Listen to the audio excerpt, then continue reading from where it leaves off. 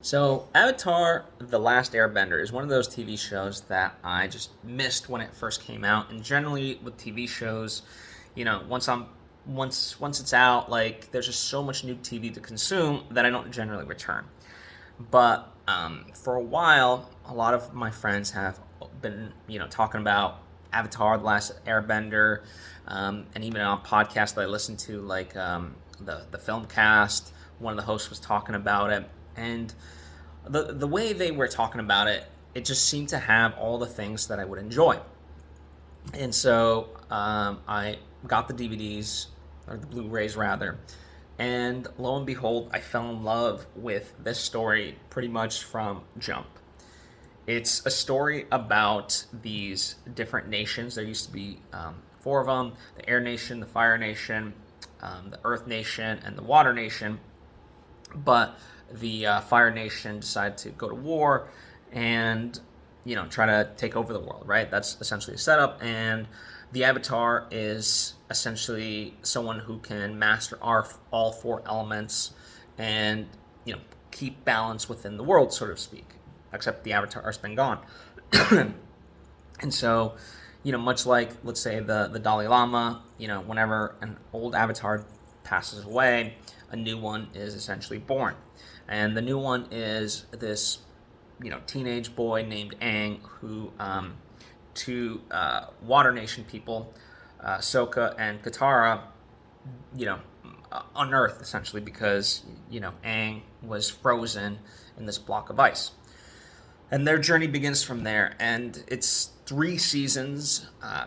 Each season is about 20 episodes, and just so well done, right? This was a kids show on Nickelodeon, but what's wonderful is kids can really enjoy it, but me as an adult can also enjoy it, right? And so, I don't have kids at the moment.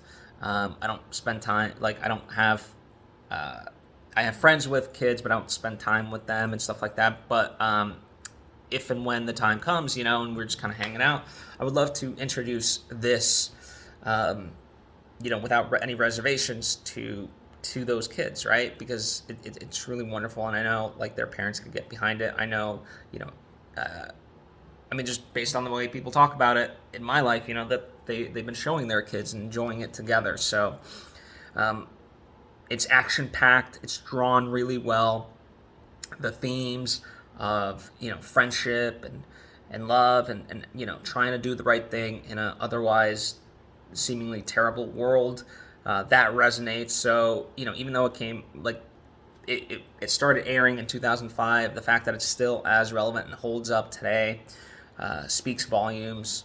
So to a degree, am I ashamed that I missed it when it first came out? Yes, but I'm also glad that I just saw it in general. But now with like the benefit of like it just resonates so much, for the reason of like essentially like the existential angst of it all, where you're like, can we move forward in this world and things like that. And no, as a world, we don't necessarily have an avatar, but as Robert McKee says, stories are essentially a blueprint for living. And this one, like, it really holds up. Like, I know there's so many fans out there of like Lord of the Rings, and that means so much to them.